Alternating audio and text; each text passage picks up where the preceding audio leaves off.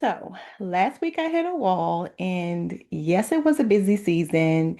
And I also allowed everything to come before maintaining the healthy rhythms that I had set up for my life.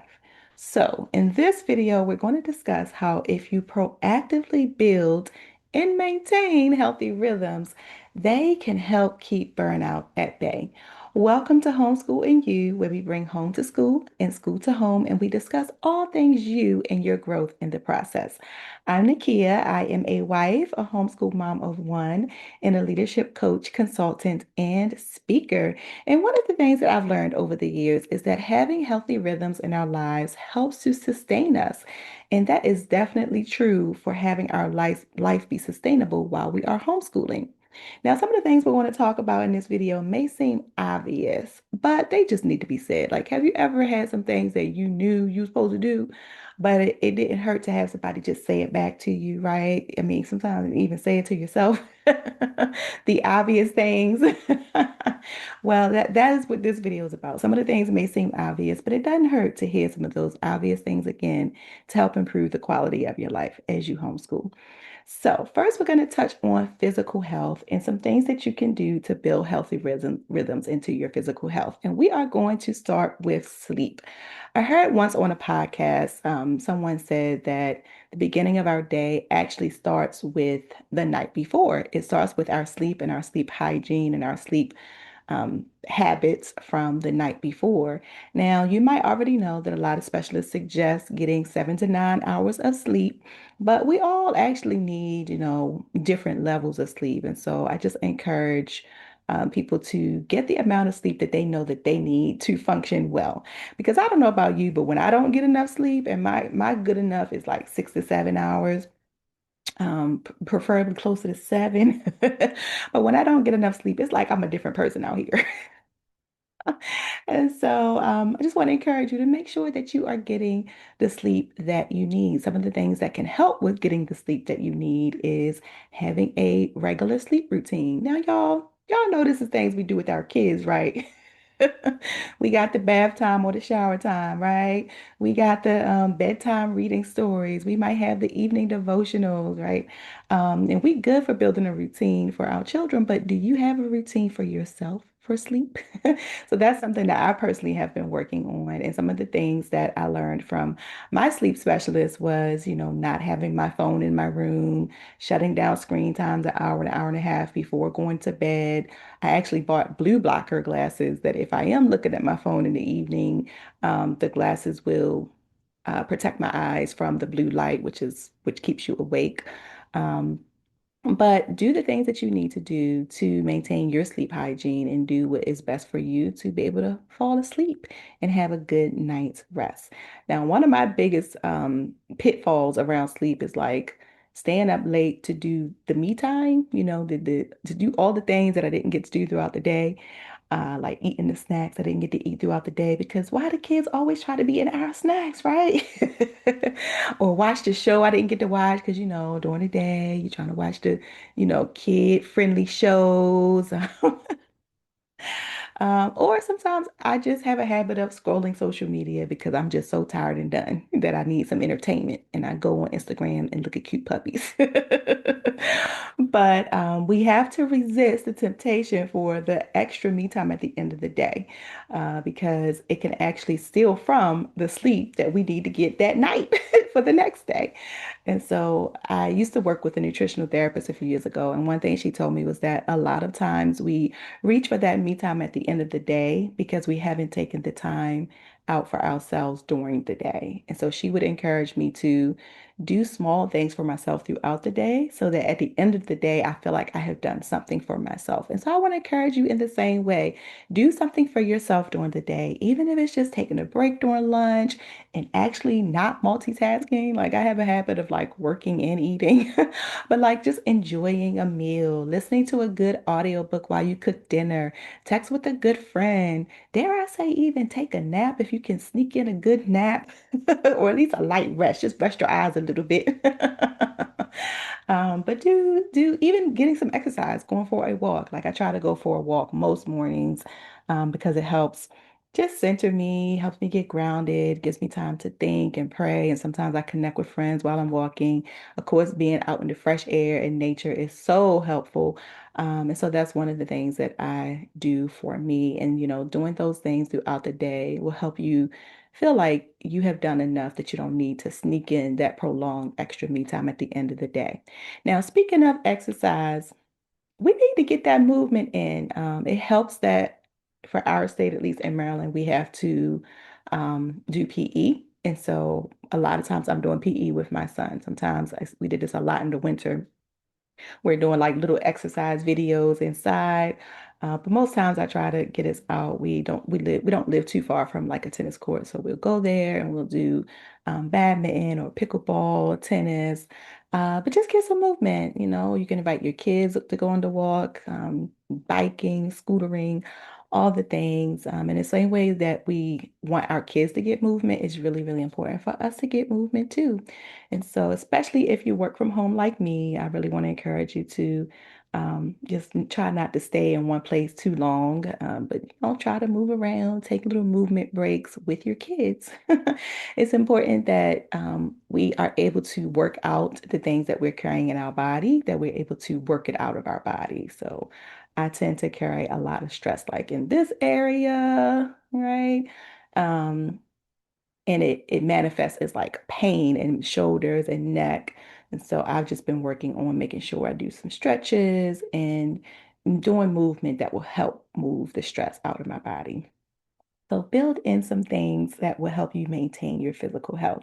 Now let's talk about mental health. Now, all of these things are interconnected, right? Because the way that God made us, oh, God is so awesome. The way that He made us is that we are body, we are soul, which is our mind, our will, our emotion, and we are spirit. And so all of these things are interconnected. If you do something for your physical, it's also helping your mental and your spiritual. If you do something for your spiritual, it's also helping your mental and your physical. But I'm just breaking this down into those sections for ease of flow. So, for mental health, some things that you can do is some deep breathing. I have heard from a lot of mental health professionals that most of us go throughout the day shallow breathing and we don't even realize it.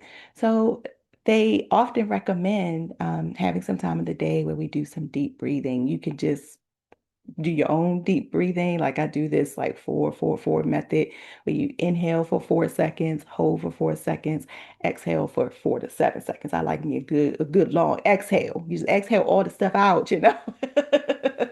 But there are also apps like the Calm app. The Abide app is a Christian one that me and my son use.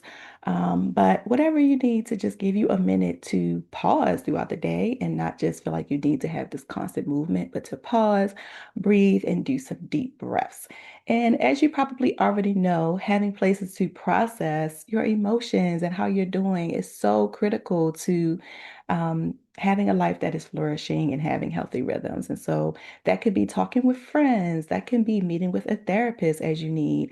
But just having spaces where you could process. I'm introverted, and so I enjoy talking with friends, especially close friends. But I also really enjoy processing things internally. And so I journal a lot, and it's really helpful for me if I can commit to journaling every day. So the times that I feel the best are the days that I am journaling regularly. And the journal time doesn't have to be anything long. The way I think about my journaling time is a time for me to check in with myself and a time for me to check in with God. And so I like to think about how am I doing right now in this moment? Because sometimes, like when people ask us how we're doing, we kind of shorthand answer fine because we don't know sometimes because we haven't paused to see how we're actually doing. And then also checking in with God. And so I'm like writing a letter to God about how I'm doing and sitting for a moment to hear from him and see if he has anything for me for the day. So journaling can be a great way to help with your mental health. And then the last thing that we're going to talk about for this video is how to build healthy rhythms for your spiritual life. One thing that I love to do is just remembering that God is with me, that I am not doing life alone and I'm not doing the day-to-day thing alone. Especially when it comes to homeschooling, it's like God is the one who invited me into it. and he is with me in it. He's not going to invite me into it and then leave me. You know, God's word said that he will never leave us nor forsake us, and he's not going to turn his back on me. He's not going to not show up for me. And so I need to just remember that it's me and him in partnership. And so one of the things that I do to try to remember that God is with me at all times and that we are partnering in this thing is like having a constant communication with him throughout the day. So if something's coming up like that I need help with, Lord, help me with this. Or if something comes up with my son, Lord, uh, I don't know. Give me the wisdom, Lord. Give me the insight. What should I say right now? What does he need right in this moment? What do I need in this moment? And some people call this breath prayer. When my son Daniel was really little, breath prayer is like a prayer that you can pray in a breath. Um, and so my breath prayer when he was really little was Jesus, because the transition into motherhood was rough for your girl. And so sometimes the most I could pray was just like Jesus or Jesus help, to the point where when my son was 3, he started saying Jesus or Jesus help because he had heard it so much. But doing breath prayers or just taking a moment to remember that God is with you and communing with God is super, super helpful. I also try to start my day listening to devotional, reading scripture. And this does not have to be, it can be a long, in-depth time, but it doesn't have to be. I just make sure that I'm starting my day with gratitude before the Lord. I do that with my son during the homeschool day. Most days, like, tell me something you're grateful for, and then I listen to a devotional while I'm getting ready, and or sit down and read a scripture. And then when we start the homeschool day, we also start with praise and worship and a devotional. But y'all, I just do what I can out here to survive spiritually, try to keep the word in me, try to stay rooted in God. I'm listening to podcasts that help me stay connected to God and listening to the word. And then I try to end the day with gratitude. Try to end the day with me and my son again. What's one thing you're grateful for today? And praying together at the end of the day. The most important thing of all of this, I was just giving y'all some ideas, but the most important thing for like building healthy rhythms is actually putting the things in place. Because if it's just an idea, it's just an idea. Until you take the time to put it into action and make a plan. Spa days, date nights with your spouse, prayer retreats. These things don't just happen. They're things that I try to do on a regular basis. But I have to really be intentional about planning them. You have to be thoughtful about what you need and taking the time to put it in your schedule. Just as intentional as we are about our children and what they need, we need to pay that same attention to ourselves and be intentional with what we need and making sure we have those things in place. Um, and so, the old adage of you can't pour from an empty cup. And also, when we're in a great place and we're flourishing, we can give the best to our children through homeschooling. So I want to invite you to think about, what healthy rhythms do you need to put in place? What things can you do physically, mentally, and spiritually for your health? And think about it like this, like, what things do you want to do on a daily basis? What things do you want to do on a weekly basis? What things do you want to do on a monthly basis and then annually? And write this down. It's just like we talked about vision in one of my previous videos. Write it down. I usually keep things in a notes file on my phone because I can reference it often either on my phone or my computer, but write it down and put it in place today. Intentionally start with integrating one of your healthy rhythms at a time. Don't try to do everything. Like she talked about sleep. I gotta sleep and I gotta move and I gotta say thank you, Lord, because that's overwhelming, right? Any good coach would tell you to start with one thing, start with one or two things that you can decide that you're going to put in place this week, and then build on that, habit stack even. And so if you want to do journaling in the morning, one of the things that I found is helpful is doing some of the things that I want to do back to back to back. So do my devotional while I'm getting ready, do some stretching, then do my journaling, right?